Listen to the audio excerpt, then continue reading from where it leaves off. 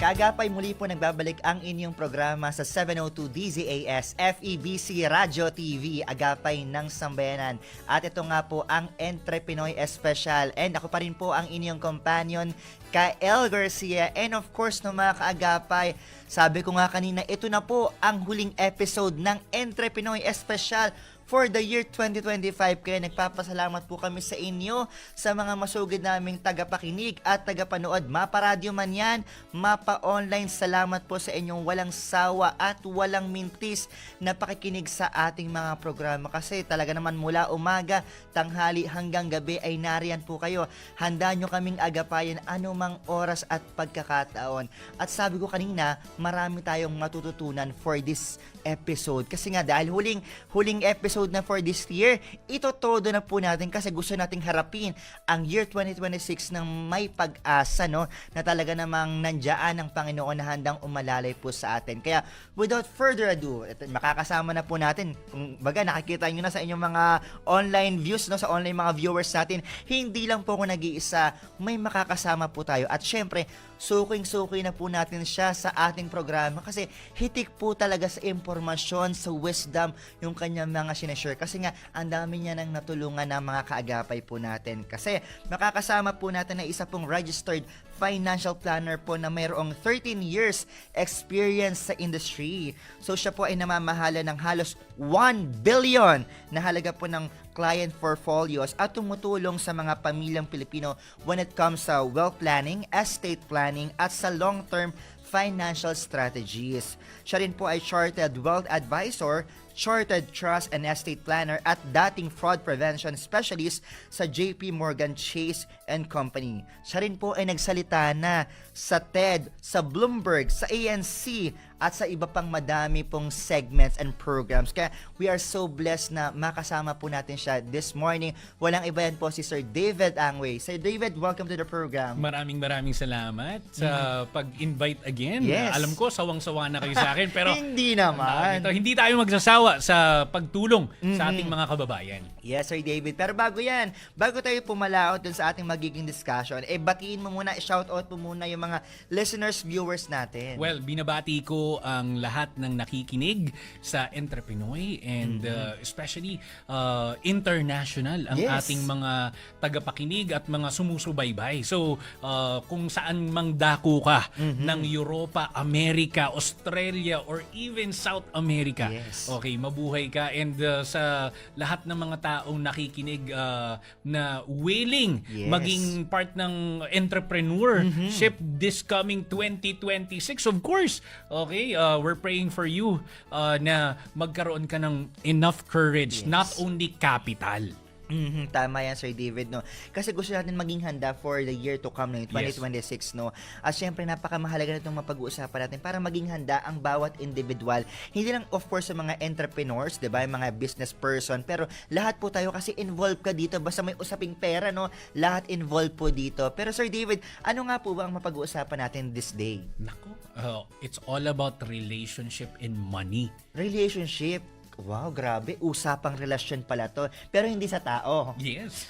Sa pera pala. Exactly. And definitely, makaka-apekto to sa iyo dahil unang-una sa lahat, kung let's say for example, you're married, you are currently boyfriend and girlfriend, nako, syempre, nasa honeymoon stage ka pa. Oo, makaka-relate yan. Definitely, it will really affect you not only today, pero in the future as well.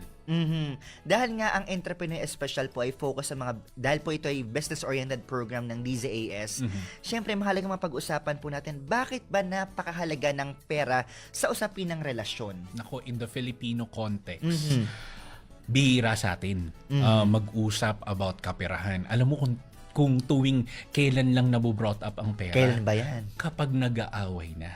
Ayan. Kapag nagtatampuhan na. Kapag, let's say for example, may mga na-build up na resentment. Bakit nga ba?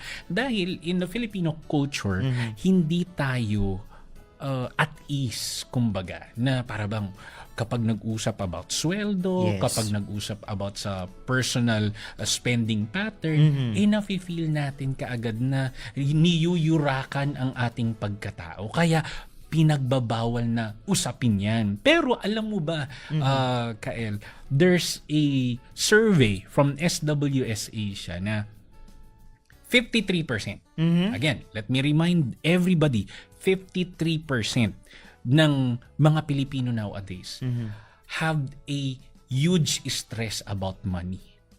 So, ibig sabihin pera, mas stressful pa sila, nai-stress pa tayo sa kaperahan kesa sa relationship, kesa sa trabaho. So, Sir David, sabi mo na usaping pera, ano yung mga indicating factors? Bakit sila nai-stress sa pera? Unang-una sa lahat, tayo, dahil ang mga Pilipino hindi gaanong nag-uusap, yung lack of awareness kung paano nga ba. So, ang nangyari is sa investment na lang, dumi-DIY.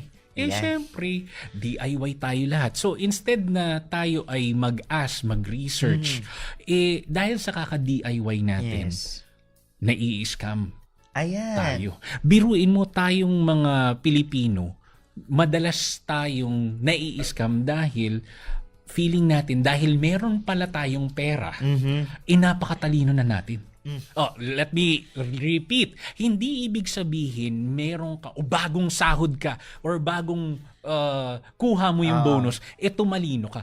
That's not really true. And according to studies, tayo ay nagkakaroon ng clouded judgment kapag sobrang dami nating pera.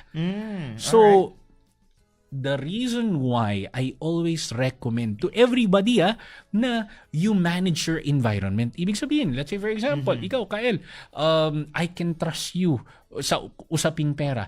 Why not talk to Kael about it and then discuss what are the options or strategies? Kasi si Kael, aral.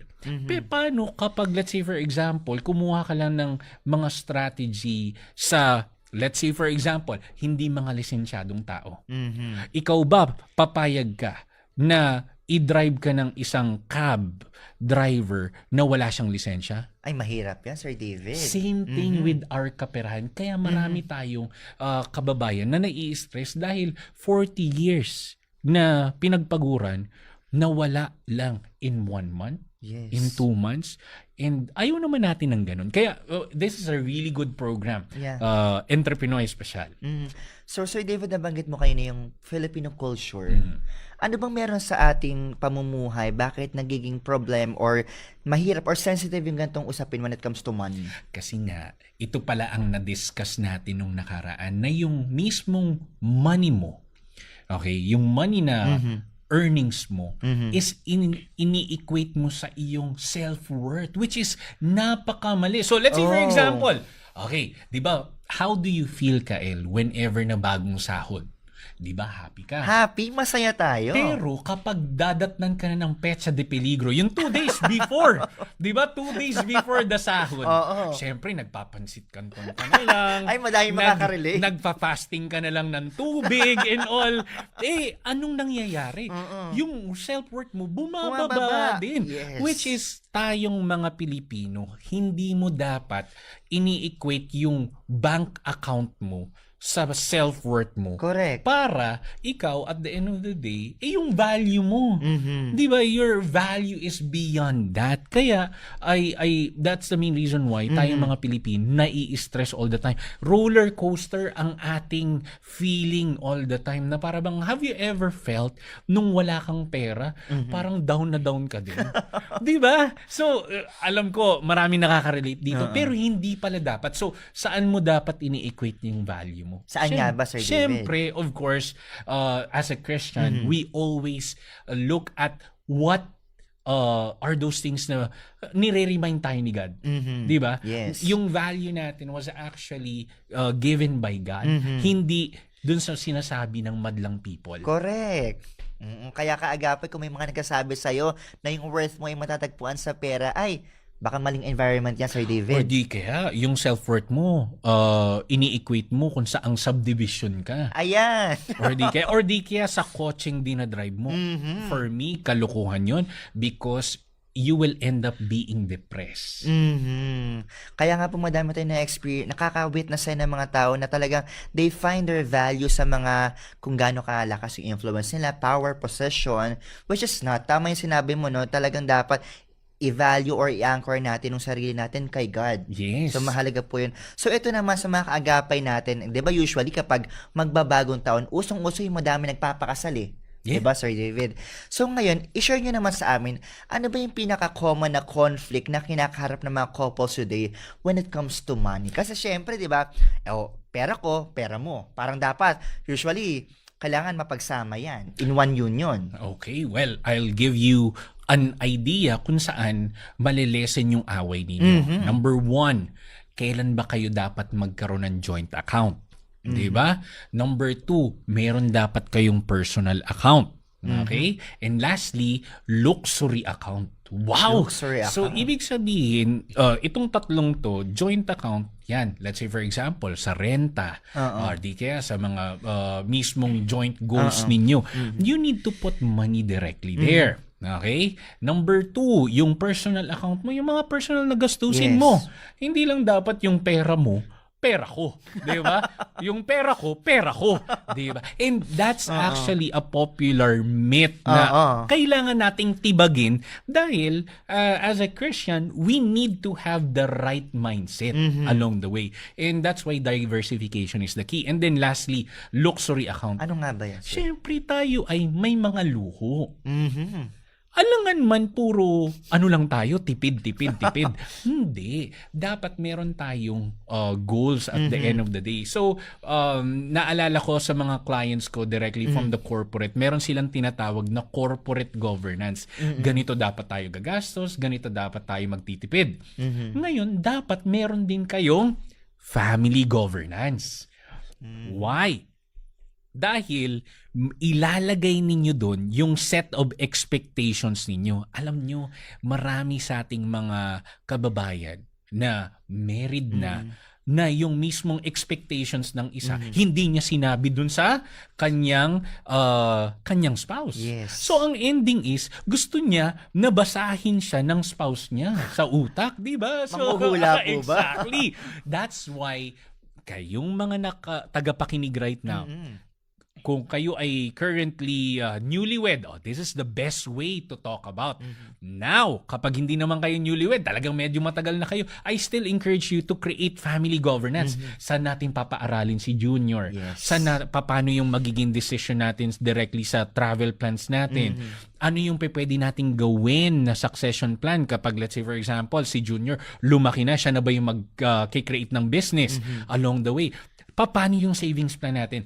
Again, all right, I encourage all the men out there to simply lead your family in such a way na ganito yung direction natin, and then ask for the mismong concession ng iyong spouse. Baka mayroon siyang very detailed-oriented risk management way na, ay, medyo delikado to. Baka it can help our family. And that's the reason why legacy matters to us.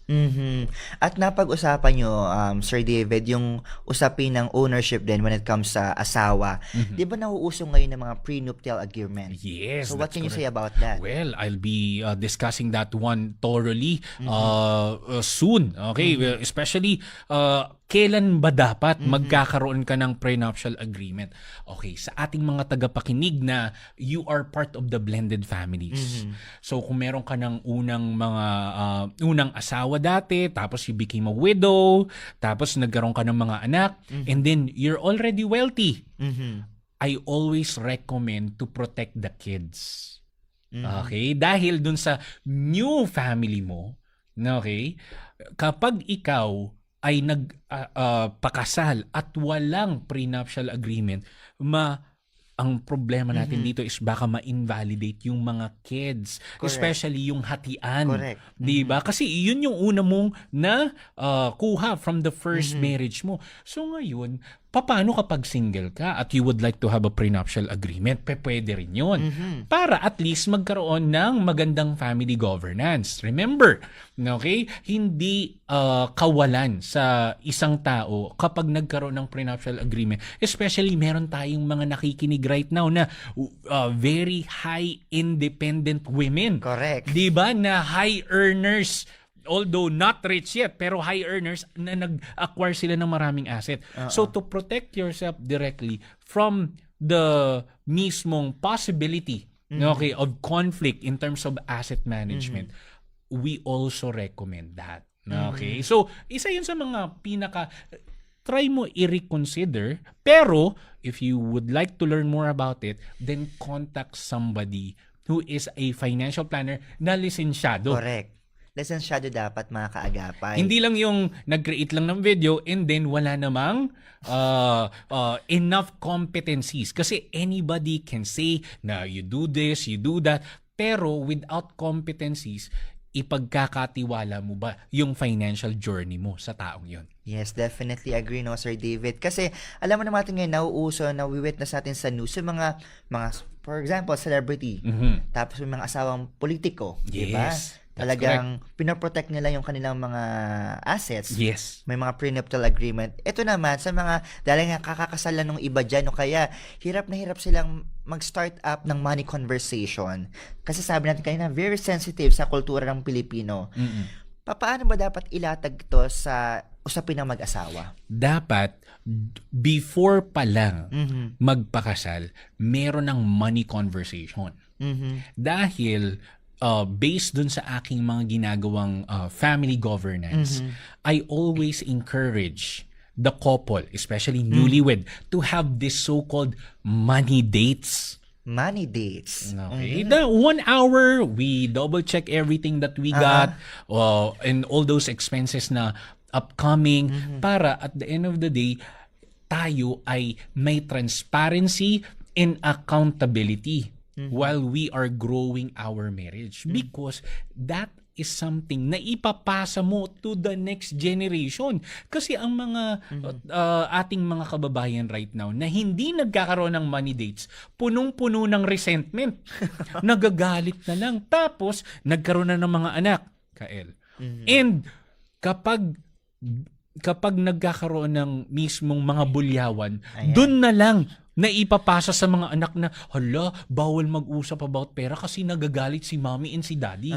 And that's exactly how you pass the trauma, so-called, directly sa next generation. Kaya to prevent that thing from happening, create a family governance, have money dates, only have 1 hour meeting, okay? And then, we're gonna be talking about 5 things. Expenses, okay? Learnings in the past, okay? What to improve with the expenses, kailan tayo mag-i-invest, and how's our investment so far?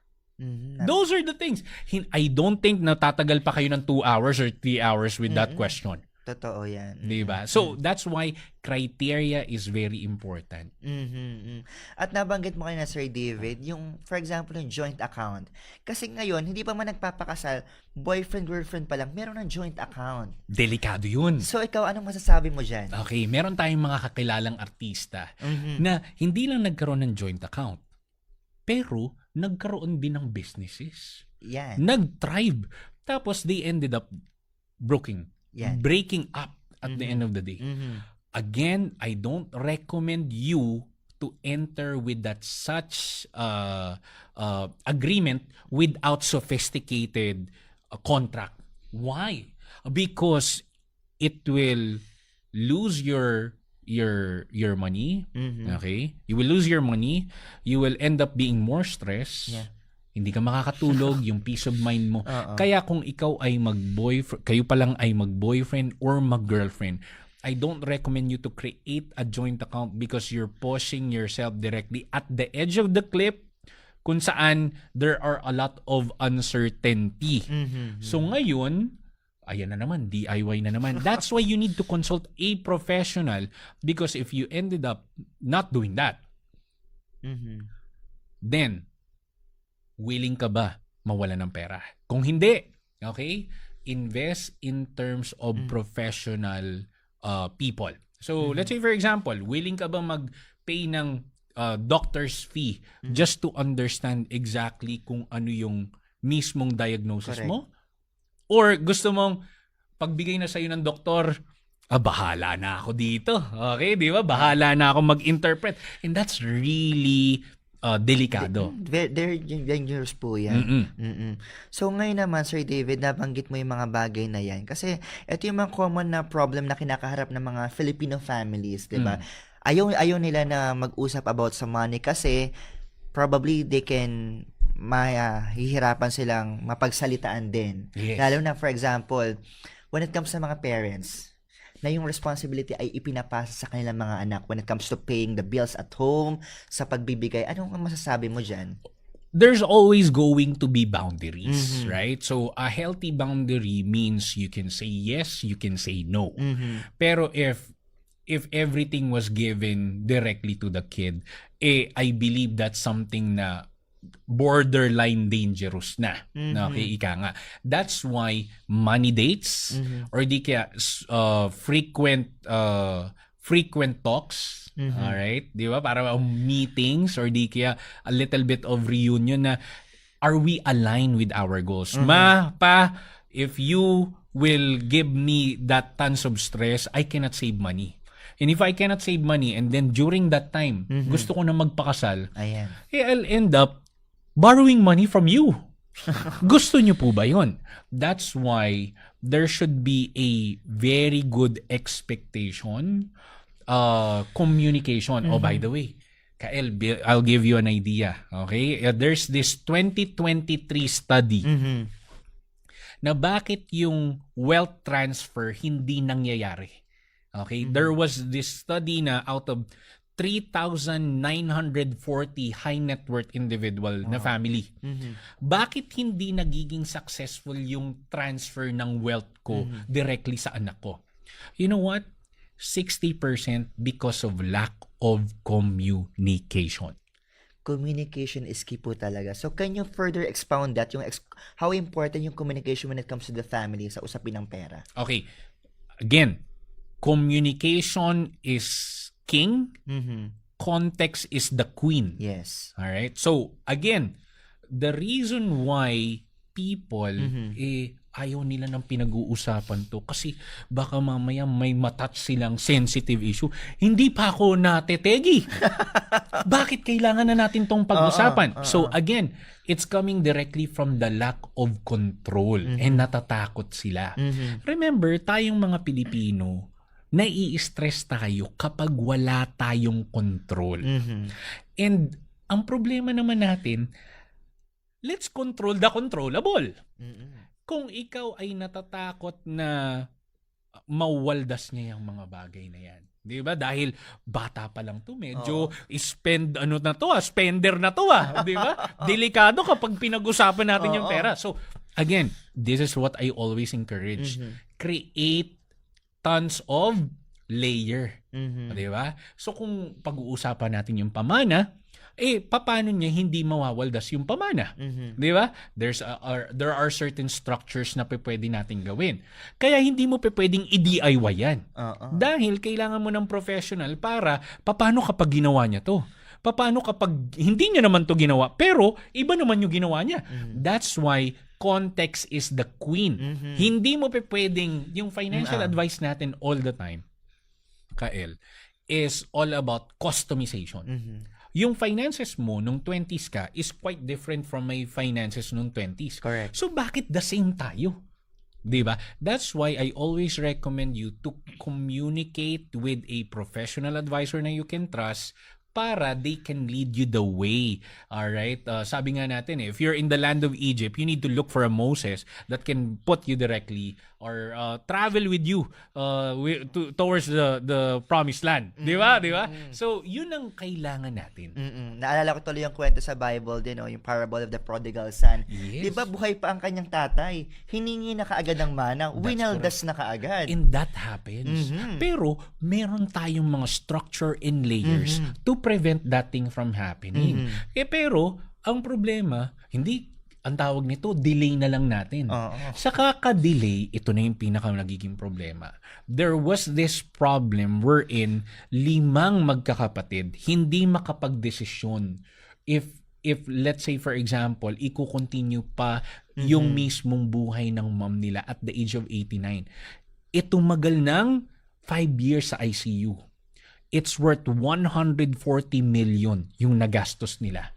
Because not all of them is, alam mo yun, dinidelay nila, hindi kaya pa yan ni mama. Pero alam na nila, coma na to. For 5 years, they delayed everything. They lost their houses, they lost their land acquisition, ekta-ektarya, nabenta nila. And then lastly, nalugi yung business because yung business yun na lang yung nagbabayad sa ICU. That's why delay, procrastination can ruin your finances. At sabi mo nga, Sir David, madami ka na witness ng mga ganyang story ng mga kababayan natin, Yes. di ba? So ito naman kasi sa usaping pera when it comes to relationship, nakita natin na talaga namang ang daming nasisira. Magkakapit-bahay na pinautang, usapang utang, ayan na naman tayo, na talaga naman pag hindi nakabayad, mas lumalaki yung interest. Exactly. So ngayon 2026, paano ba natin to i-handle lang tama so we can value, preserve our relationship? You know what? Tayong mga Pilipino, likas tayong people pleaser. Ano ba yung masasabi ni ganito? Ano ba yung masasabi niya sa akin?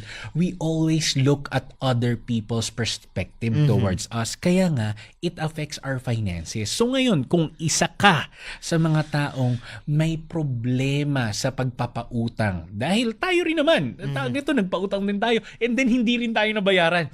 Ito, masakit, di ba? At nawala rin yung relationship. So, here's what I recommend. Alright, so beginner level, learn how to say no. Alright, so kung hindi ka magsa-say no, then probably, let me help you, learn a better way to say no. Okay? Kumbaga, let's say for example, nailagay mo sa emergency fund mo, alangan mo yung re-withdrawin mo yun para dun sa isang tao na emergency niya, emergency ko? Di ba? Delikado. Sinama mo siya, no? Di ba? Wait lang. The last time I checked, hindi ka included sa emergency ko. Di ba? Alright. So, that's Correct. why I recommend. That's the beginner style. The intermediate style, okay, you need to already create a contract. Okay? Na especially kapag the contract is really, the money is really big, it's coming directly from your credit card. Kael, baka pwedeng pa-swipe muna.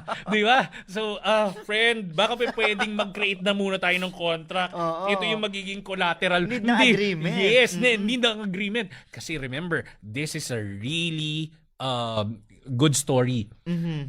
Pinautang ko si Kael. Okay? Through my credit card, swipe ko. The sad thing to say, si Kael na aksidente. And it's worth 100,000 yung utang niya. Si Kael didn't came from a really rich family, so I cannot ask them to pay it back. Until now, 4 years na akong nagbabayad ng utang. That's why an agreement is the key. Alright. One last story. Ito na yung medyo advanced level. Kael, pautang muna akong 500,000. Wow. Ayan, 500,000. Kasi magtatayo ako ng business. Alam mo naman, super friend kita since the beginning of time, di ba? So ngayon, the advanced level here is let Kael sign an insurance agreement. Which is, if in case something happens to him, na aksidente, nawala siya, something happened, terribly happening. Ang tawag nito, yung nangyari sa kanya is, hindi mo na marirecoup yung pera, Yes. at least you are the beneficiary. Okay? Di ba? Kasi, again, ang tawag nito, pinuutang mo ang 500K, binigay mo naman, and then nawala ako, how will you recoup the money? That's the advanced level. Okay? So, may beginner, intermediate, and advanced style ka of saying no. Oh, Sir David, ngayon ko lang ito nalalaman about sa insurance agreement. May Yes. mga ganito pala. So, mahalaga talaga na ma-protect natin kung anong meron tayo. Kasi hindi natin alam, no, anytime soon, yung mga life natin. Kaya kaagapay, no, sana mas maging enlightenment itong pinagkukwentuhan natin. Kasi mag-end na yung year at haharap tayo sa New Year. Sana, no, mas maging ma-preserve natin kung ano man yung relasyon natin sa kapwa natin. At ito naman, of course, usaping pera pa rin, madaming nai-stress, how it affects our emotional and mental health. Okay. another thing na probably nararamdaman nyo, mga kaagapay. Baka isa kayo sa mga tao na sumasakit na yung likod.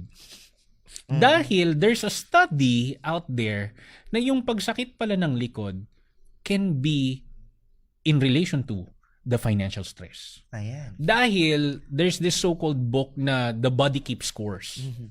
And yung lahat ng stress mo, hindi mo probably nararamdaman yan dito, yung pumipitik. Pero ang ending is, nararamdaman mo na yan on some parts of your body. Hindi lang yan emotional, hindi lang yung spiritual, pero talagang pati physical. May manifestation along the way. Kaya nga, this is what I always recommend. Okay? To lessen your stress, I always tell these things directly to my clients. If you don't have the really good accountability partners, there are two things that you can do. Number one, journal. Okay? If you're journaling, this can release the tons of stress because you're overthinking. Yes. And there's a science behind that. Number two, okay, for those people who are listening, are you praying? Because if you're not praying and you're not meditating, then it also gives you more stress than ever. Di ba? Alam mo, Kael, kapag meron kang big utang, peace of mind ang unang nawawala. And that's the biggest problem nating mga Pilipino. Yung peace of mind in the middle of all this turmoil or stress. Sabi nga lang, pag may payapa ka sa puso't isipan, ano na yun treasure na yun Yeah. Malaking bagay na po yun. You're wealthy already. Alam mo, wala ka lang sakit. That's already good enough na to say na you're wealthy. Already. Ang akala ng mga tao is you need to be rich. There are a lot of rich people who spending their time and their days sa hospital. Yes. And they're paying 150,000 pesos in a room. Na because they're really sick. Ikaw, yeah, although you're building up your savings, your emergency funds, pero wala kang sakit. That's considered wealthy. Alam mo, Sir David, napakahalaga tayo. Yung health mo pala. Ako naalala ko, Sir David, pagpasok pa lang ng taon 2025, January, I was confined because of dengue. Oh my, di ba? Pero ito, praise God, buti merong health insurance na talaga namang nakatulong at nakales. So ngayon 2026, how important magkaroon tayo ng health insurance, i-value natin yung health natin. God is so good, especially with your story. Again, I'll relate that one. January 23, na-confine din ako. Pero more on gastric acidity. Na-ER tayo. Alam mo, dahil meron tayong health insurance from 60,000 na bill, alam mo binayaran ko only 500 pesos. Wow. Diba? Diba? And that's the good thing about being prepared. You cannot be prepared in the middle of the mismong current situation na. Diba? Mahirap yan. Dapat the 5 years or 4 years from now or di kaya a month before, dapat nakapag-prepare ka na. Dapat ba, Sir David, yung allowance, how many months yung allowance mo when it comes sa funding, when it comes to your health insurance, emergency fund? Okay, emergency fund muna tayo dahil pinaka-easy to. 3 to 6 months is the easiest way. Why? Because especially kapag ikaw ay isang VA, there are a lot of virtual assistants na nakikinig right now. Kung fluctuating yung number of clients mo, fluctuating din yung income mo. And if that's gonna be the case, dapat at least 6 months of your monthly needs expenses. Kung ano yan, kung 20,000 yan, times 6, that's gonna be 120,000 yung emergency fund mo. Pero hindi mo namang gustong i-build yan right away, right? Okay? Dapat ongoing yung building yan. Now, yung allowance, okay? You need to have a savings all the time. Why? At least tigti 10%, 20%. Why? Because that can create more opportunities. You know what, Kael? This is what I've noticed directly with our kababayan. Kailan ka parating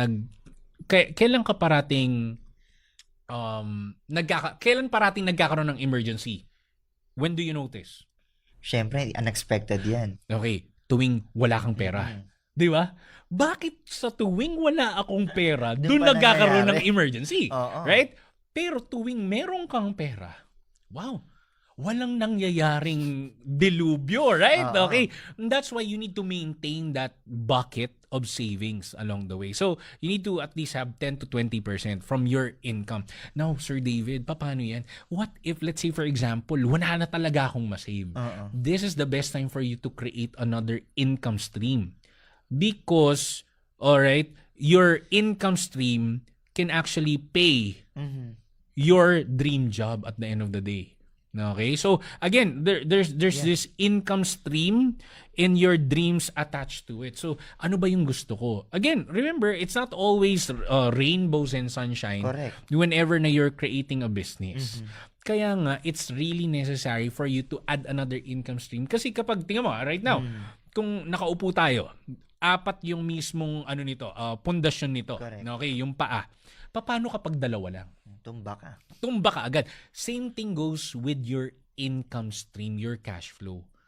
Kapag isa lang yan at nawala na to, then delikado tayo. That's why additional stress again yan. Sasakit na naman yung ulo mo. Mapoproject mo na naman yan sa iyong mga kamag-anak, sa kapamilya. And to reduce that, the more income streams you got, the more na you can actually afford your dreams. So, Sir David, na sabi mo yung income streams, di ba? Mag-a-add pa tayo ng iba't ibang channels para madagdagan yung income natin. Madami tayong kababayan na syempre focus sila sa main job nila. 8 to 5 man yan. So, ano ba yung mga magaganda or in demand when it comes to this year 2026 na dapat na idagdag sa kanilang lifestyle or sa kanilang income? Alright. They called it reskilling or upskilling. So if you are already working at 8 to 5 at saka magko-commute ka pa, Yan. why not create an income stream? Mag-aral ka na muna for about an hour a day. Kung nakakatapos ka ng Netflix ng 1 hour and 30 minutes, okay, nakakapag-binge watch ka every single day, you don't have any excuses. By the way, let me share with you an amazing quote. The smarter you are, the better your excuses will be. Baka isa ka sa top 10 na pinaka-smart na tao today. And that's the main reason why you don't want to create your own business dahil your excuses, wala akong time, I don't want to feel like starting again. Kaya again, remove your excuses because your excuses cannot be deposited inside the bank. Your excuses cannot pay for your dreams. Your excuses will not help you, okay, pay for your child's tuition fee. That's why I always challenge you. Reskilling, upskilling, ano ba yung pinakamagaganda right now? Virtually, AI is really good. Understanding how AI really works right now. Pangalawa, e-commerce, if you would like to sell something because affiliated brand. Lastly, everybody is a digital creator now, especially you're using social media. So ngayon, you need to monetize your brand. So create a personal brand, become a thought leader, or probably create a bridge towards a product pero you're endorsing. So, affiliate branding. Okay? So, I think there's a lot of ways. This is the best time to create a lot of money streams, especially if you're into the 8 to 5 job. Yes. Right? Okay? At alam mo, Sir David, napakaganda ng sinabi mo. Learning and upskilling is really an investment for every one of us. Lalo na kaagapay, this 2026, ang dami ng mga mauuso, ang daming bago. So, sana hindi tayo stagnant sa growth, pero dapat ikaw din kaagapay, nag-grow ka rin, hindi rin yung income mo. So, kailangan yung personality, behavior, yung attitude, kasabay po yan. At ito, balik tayo, Sir David, doon sa usapin ng relasyon. Dahil nakapagpakasal na yung mga yan, magbubuo na ng bagong pamilya, kailan ba dapat pinag-uusapan na kailangan makapagkuha na tayo ng bagong bahay, bagong kotse? Mga ganyan. Good question. So, depende yan directly with a lot of relationships. So, there's this growing number of dinks. Okay, are you familiar with that? They are called double income, no kids. Okay, Ayan. dinks, the rise of the dinks. So, they're capacity is really big compared to the usual ones na meron ng anak kaagad. So they can afford to travel, they can afford to buy a house, and immediately pay for their own car. Pero kung nandoon ka sa area na yon, I always recommend na you create a family governance immediately. Kailan tayo gagawa? We call this things playbook. 'Di ba? Hindi ka pupunta sa isang, let's say for example, sa isang game ng basketball na paano ba natin to dedepensahan? Paano natin tong offense? Paano yung investment side natin? Paano yung gagawin natin? Mahirap yung magiging reactionary tayo. That's why before the marriage pa lang, dapat may plano na kayo. Now, there's this growing number of Henrys. Okay? Henrys are high earners, not rich yet, na mga couple. So, although they are capable of buying things, ang problema is baon sila sa loan. Ayan. They are called high earners, pero not rich yet because majority naka-loan. Loan, di ba? Loan dyan, loan dito.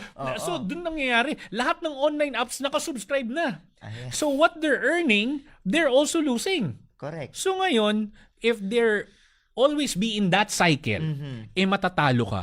So, here's what I recommend. To get rid of all the pressure. Consolidate all the loans and then pay it off immediately. Kung hindi kaya, restructure, ask the banks if they can possibly do that. Kapag restructure, may mga ganito. Yeah. So for those people na who are not aware, kunwari, 150,000 yung mismong utang mo, hindi mo na talaga kaya. Baka pwedeng mag-ask ka na ng 37,000. I'll give it right away. Cut na talaga tong mismong utang ko. That's gonna be possible. And there are certain eligibility. Again, the banks would like you to pay kahit minimum. Ang ayaw lang nila is yung tinatakbuhan mo sila. That's the last case. Now, yung mga usual na mga middle class natin na earners, kailan ba dapat pag-usapan yan? You know what? The easiest way to do it is during the girlfriend and boyfriend pa lang. And then, use a certain AI channels, and then the question here is this. Lagay mo yung prompt na to. Okay? Things to talk about money and marriage. Okay? Yun lang. And then it will pop up a lot of questions na, pero ito isa sa mga questions na I always recommend my clients to ask, especially couples, is yung kapag nagkamali ako sa family decision in terms of money, how should I respond to my spouse? Di ba? Kasi dapat ipi-pre-plan mo na yan. Yes. Dahil baka mamaya, yung tawag nito, nagkamali lang siya, hindi mo na siya i-forgive.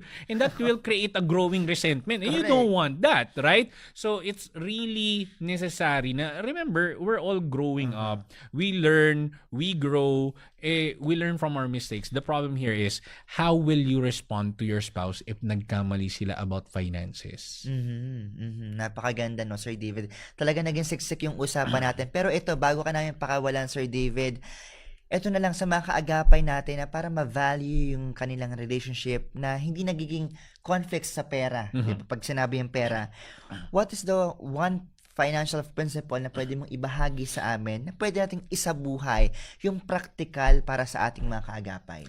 One thing na I'd like to emphasize here is you need to have the same heartbeat with your spouse. Same transparency, same accountability measures, same standards. Parang ending is you guys are aligned, less conflict. But that doesn't mean na less conflict, maganda na yan. Right? Okay, some people are avoiding conflict, right? Okay? Pero I always recommend for you guys to have money dates. At least 1 hour lang. Let's discuss these things. I don't think na it will really hurt naman, right? Okay, 1 hour. If you guys can spend an hour, okay, in a traffic, that will be the best time. But I always recommend na you put it in a solid time slot. Okay, na para bang kunwari every 8 p.m. Thursday, okay, we're gonna be talking about from 8 to 9. That's it. Okay, and you consider that one as a sacred business meeting with your spouse. Parang ending is, okay, He honors exactly what he promised, and this is what we're going through. Okay? So again, mahirap kapag isang bultuhan. Di ba? Kasi aabot yan ng mga around 4 hours, 5 hours. Di ba? Paikot-ikot kayo. Anong gusto mo? Ang tawag nito, isang bulkang sasabog?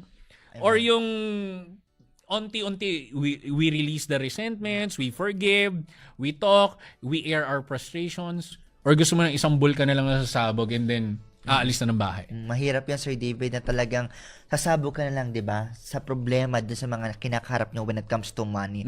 At syempre, no, alam natin this 2026, madami pa rin hopeful na mag-grow ang kanilang kaperahan. Yeah. Na syempre, anchored pa rin sa principles ng stewardship mula kay God. Can I add one thing?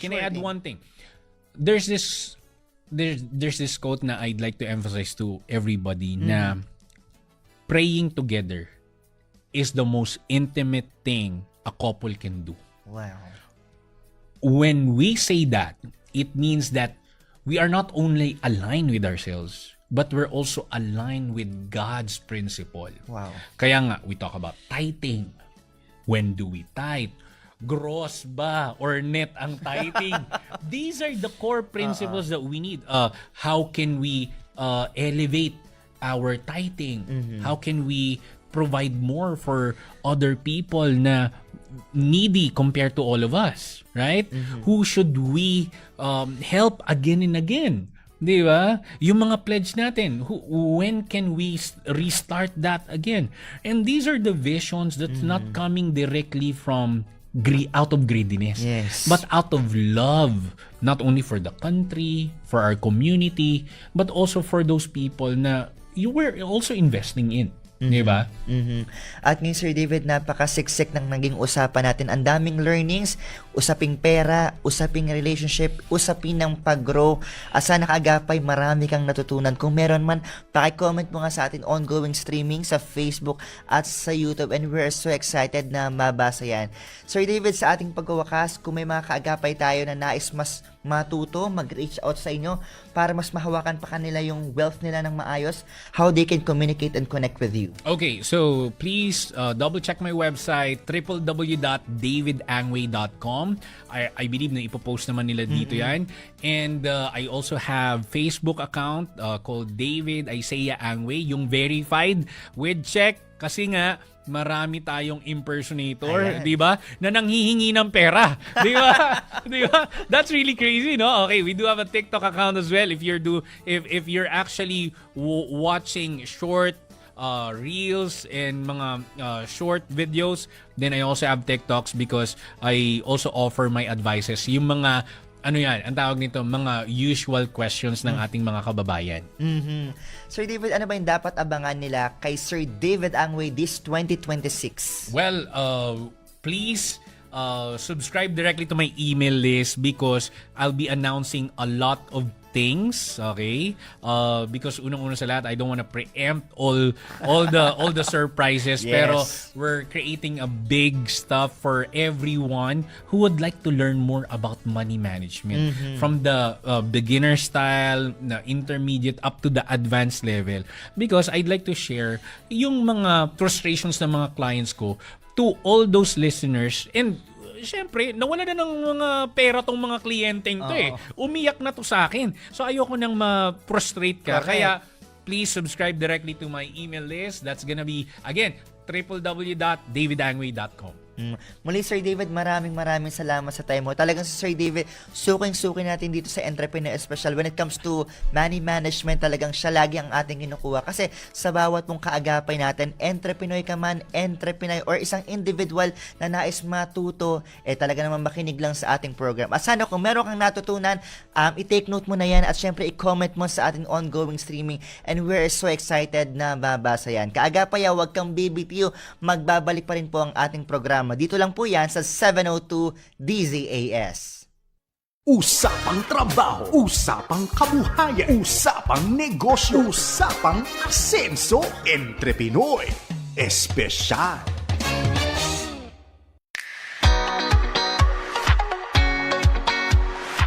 At yan mga kaagapay, napakinggan po natin ang napakasiksik, punong-puno ng impormasyon at inspirasyon na kasama po natin ng isang registered na financial planner, si Sir David Angwe. Di ba kaagapay, talagang pag-usapin ng pera, usapin ng relasyon, ang dami nagiging conflict. Sana kaagapay, dun sa mga napag-usapan natin kanina, ay sana tumimo sa puso't isipan mo at mai-apply natin sa ating mga buhay kasi we don't want to repeat the same mistake over and over again. Kaya yung mga learnings na yon, baunin po natin at magkaroon tayo ng application sa ating buhay. At syempre kaagapay, nagpapasalamat kami sa iyo sa pagsama mo sa ating program sa buong taong 2025.